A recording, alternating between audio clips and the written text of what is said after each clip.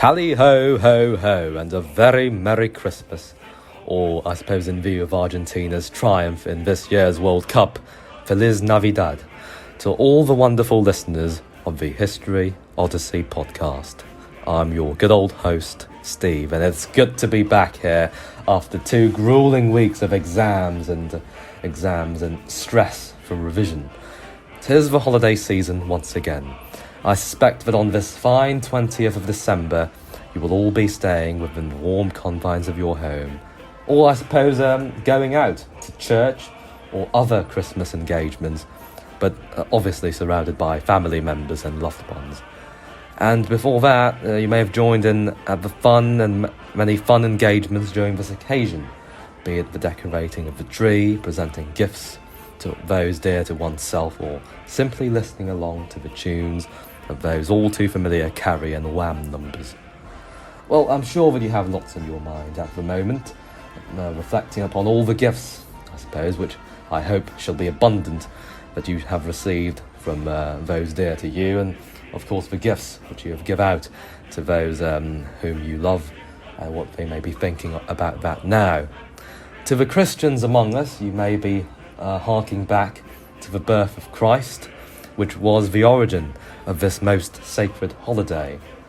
But I've been also thinking of it is a rather interesting coincidence that this day also marked the birth of another very historically significant figure, a man whose name I'm sure is familiar to us all, especially amongst our students. I'm not sure of your perception of him may be positive or negative, depending on your view of his theories and formulas in physics and mathematics, which we have been so familiar with throughout the exam season. An English astronomer, a scientist, a man of reason, rationality and logic. None other than Sir Isaac Newton, who was born on this day, the 20th of December, Christmas Day. A man of science, born in the most religious of holidays. And this is a rather interesting coincidence, don't you think? When we think of religion and science, and I'm making a little detour here, I'm using Isaac Newton as a catalyst, Isaac Newton's birth on this religious holiday as a catalyst for a rather fascinating discussion we shall be having forthwith, which is that of religion and science. Not the first thing you'd think of when enjoying Christmas, but it's one of the detours you could make in history. That's the fun thing about history, and that you could expand upon a topic and talk about all sorts of interesting events and conflicts and dynamics in history from just one small occurrence. And in this case, it's the birth of a scientist on Jesus' birthday, coinciding with Jesus' birthday. Now, Sir Isaac Newton didn't have a bombastic, or I suppose a conflicting relationship with the church, with Christianity. But we know from history, we know from the stories of Galileo, of Charles Darwin, that this relationship has been far from perfect, far from peaceful at times, I'd say. But in terms of layman historiography, to say that that religion inhibits scientific progress, to say that the rise of science would coincide with the decline of religion, would be a rather oversimplification, and I'd say an unfair, stereotypical characterization of this relationship. And we shall know later that science and religion actually once had a close relationship, and it could have a cooperative relationship once again, which I predict is the course of action that shall occur. Now, first of all, in order to have this discussion, we must define the seemingly self-explanatory concepts of science and religion. If I were to ask you science and religion in the streets, you probably would think, what's wrong with this guy? Everyone knows what that is. But what is it? Well, perhaps you'd be surprised to know that the concepts of science and religion are rather modern conceptions. First of all, with regard to natural science, we're not talking about the social sciences, although that's also something that Newton was engaged in. Natural science originated in what Aristotle, in his time of ancient Greece, would term as natural philosophy. They had to distinct between social philosophy, which is the traditional discipline of philosophy, and including now known as the social sciences, including history, political science, and all that. Natural philosophy concerned the natural world. They had metaphysics and normal physics back in the day, and the predecessors to modern biology, natural geography, etc. That was natural philosophy, and during Newton's time, he did call himself a natural philosopher. So it was only in the 18th century, after the professionalization of science, when we started having jobs such as biologists, physicists, and chemists, that science, natural science, as its own field, actually existed. Now, with regard to religion, you might think that religion's not a very new concept, is it? Christianity existed in ancient times, and before that we had the pagan religions of the ancient Greeks and Romans. Well, the term religion as a distinguished set of beliefs, as a distinguished system of doctrines, is also a rather new concept.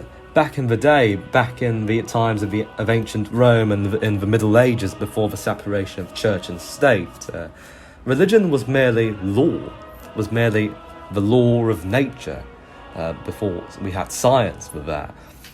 In ancient India, for instance, the word dharma, which is often translated as religion, actually meant law and duty.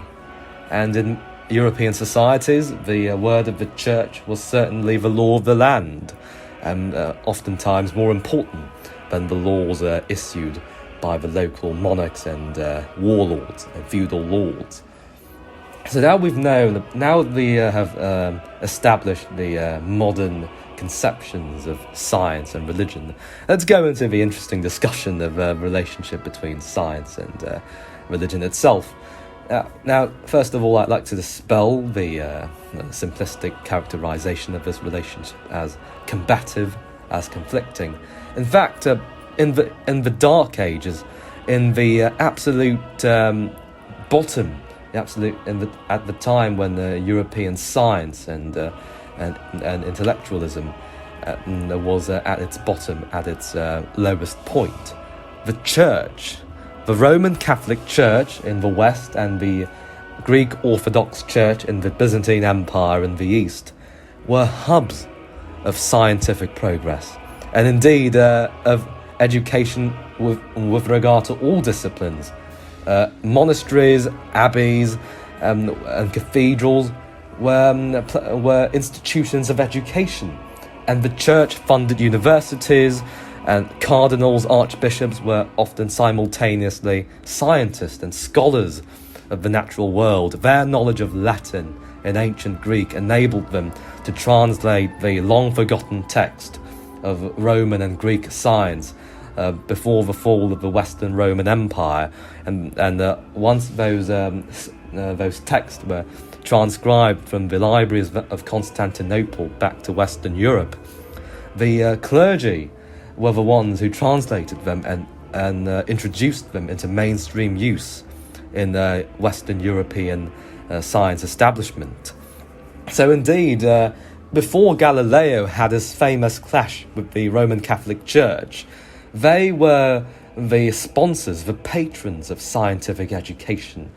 But that is not to say that conservatism did not at times inhibit the church's position on religion, and that's where we get to the story of Galileo, and to a lesser extent his comrade Nicholas Copernicus in Poland, and their heliocentric theory. Now let's set some context, even though I'm sure you're all familiar with this story. The church's official position on this issue at the time was geocentrism. That is, the Earth is the centre of our system, and the sun revolves around our planet. Geocentrism, the Earth as the centre. That was the official line of the church, and it wasn't just religious gobbledygook, even though there was an aspect of biblical accuracy in that theory. It was also backed up by scientists. Aristotle was the original promoter of this theory, and they backed it up with, at the time, seemingly accurate and indisputable science. But then came Copernicus and Galileo, and they introduced their theory of heliocentrism, and they argued that no, the sun did not revolve around the Earth, but rather vice versa. That we have a solar system wherein the sun was the centre of our system, and the Earth revolved around it, along with the other planets yet to be determined accurately at the time. In fact, that was when this theory first came into significance, even though an earlier Greek scientist, whose name has temporarily escaped my mind, also introduced it contemporaneously to Aristotle's theory.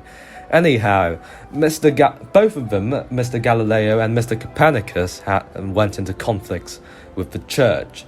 Mr. Galileo faced the conservative science establishment of the Church, who was concerned with not only preserving what they believed to be the biblical, and not only biblical, but scientific truth of this matter, but also to preserve their own prestige. They did not want to be proven wrong, especially ones with connections to the Roman Inquisition. The Inquisition was the court of the Roman Catholic Church, which tried heretics, people who went against the Church's line or were perceived as borderline Protestants. Mr. Galileo happened to be one of the unfortunate persons tried by this court, and initially he was just thought not to advocate for the theory, but then he wrote an essay discussing the pros and cons of that theory. But the conservative opposition, sensing their weakness in this discussion, stoked the flames and claimed that his work was advocating for the theory of heliocentrism, when very clearly it wasn't a very inflammatory book, not with any aggressive rhetoric. He was just discussing the arguments for and against heliocentrism.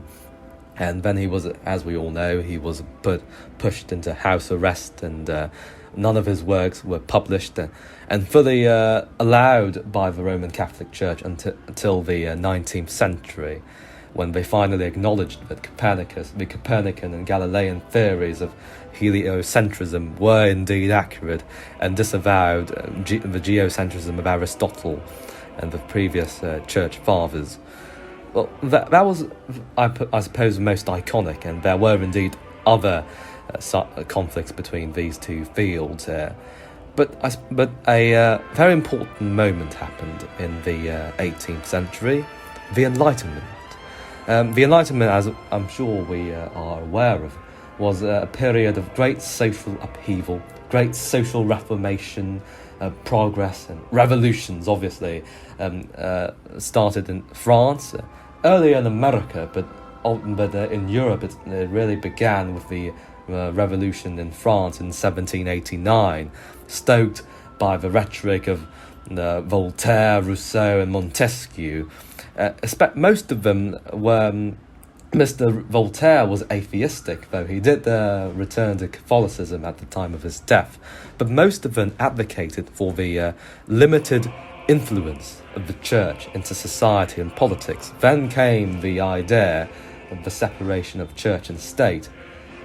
And when that idea was introduced, first in revolutionary France, and when Napoleon invaded Europe, and after the revolutions and the reforms, constitutional reforms in Western European countries, the church religion was no longer the law. The church's influence was severely reduced, first in the Reformation, especially so after the Enlightenment and after the revolutions of the 1800s in Europe, the 1810s in Europe.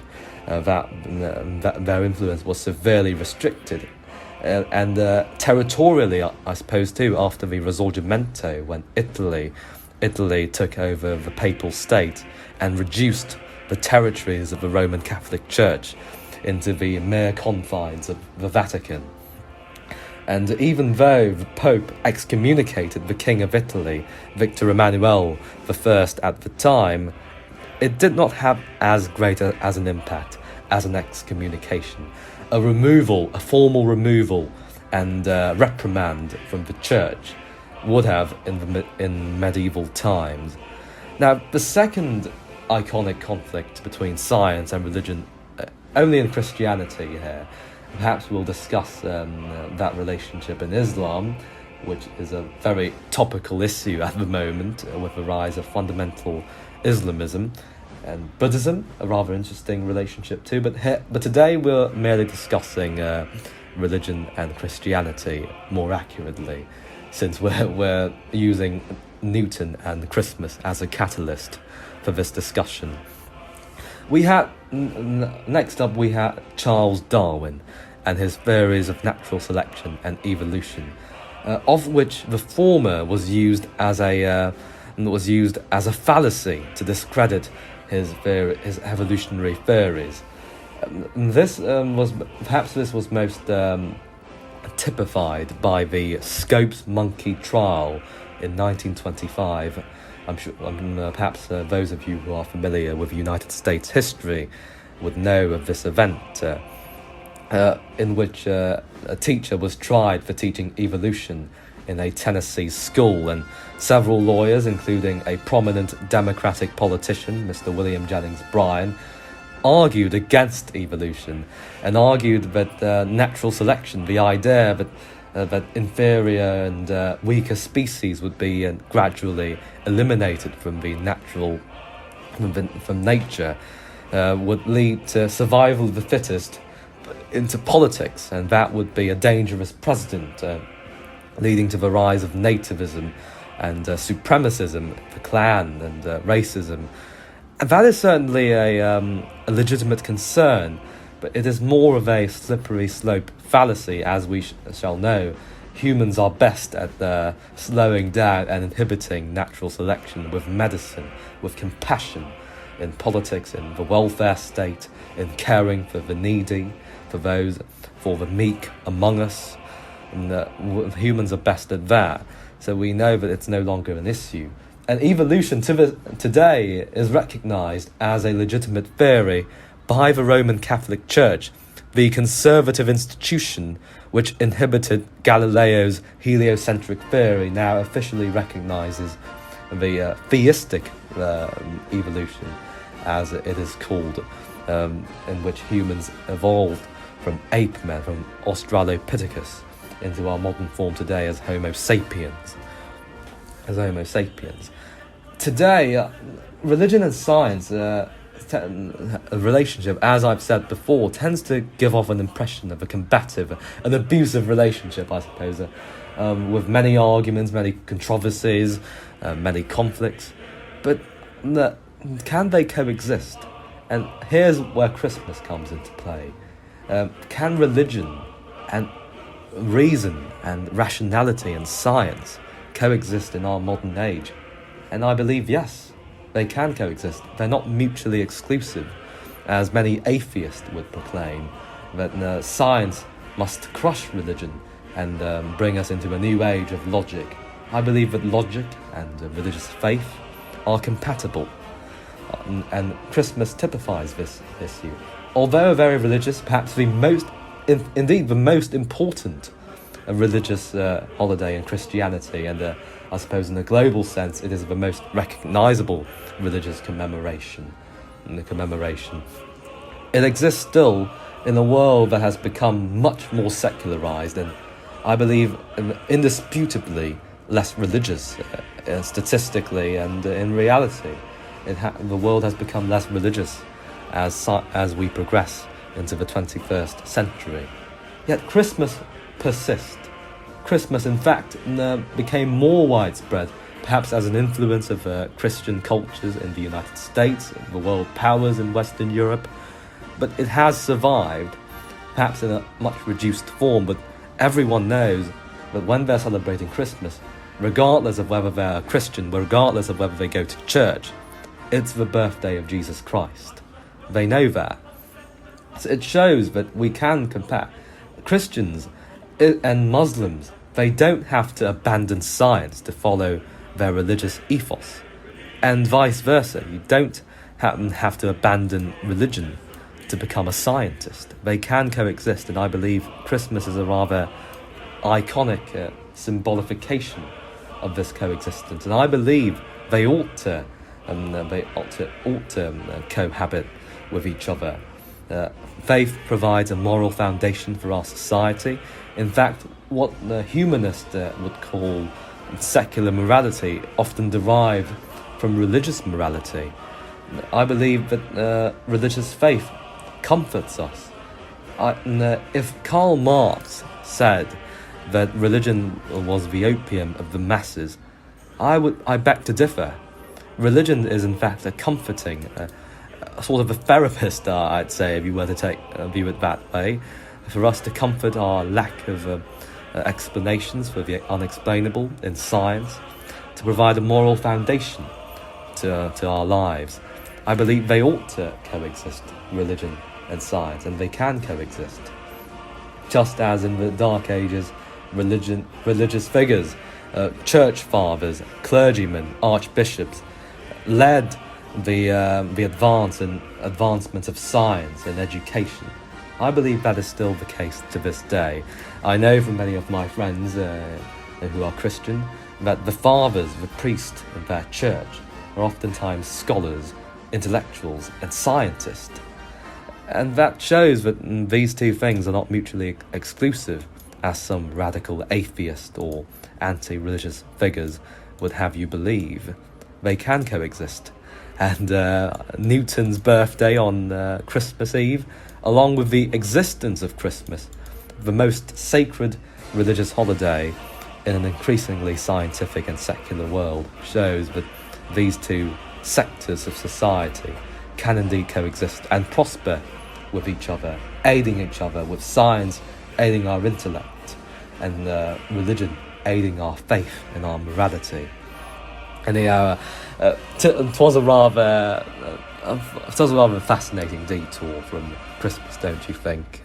Going from Newton's birthday on Christmas to a very serious discussion on religion and science, and on the symbolic status of Christmas as a harmony between those two worlds, and Isaac Newton being born on this day, a man of science whose birthday coincides with Jesus, perhaps the most important religious figure in our day and age, sharing a birthday. It just symbolises that science and religion are not indeed combative. They can coexist and they can prosper with each other. I very much enjoyed having this discussion. I hope that as a listener you did too. And anyhow, thank you for spending your time with me and the History Odyssey podcast today, discussing Newton. I hope you enjoyed his name here more than when you were learning him in physics or maths class.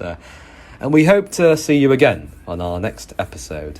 So watch out whenever it comes, and since it's Christmas, Joyeux Noël, Frohe Weihnachten, Feliz Navidad, and Merry Christmas.